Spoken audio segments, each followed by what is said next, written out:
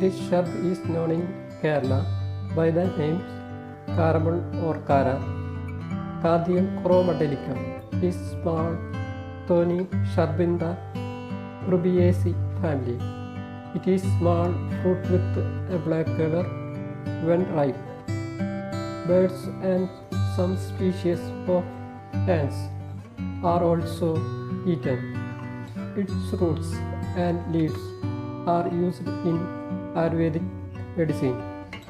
Due to urbanization and climate change, this shrub is rarely seen today.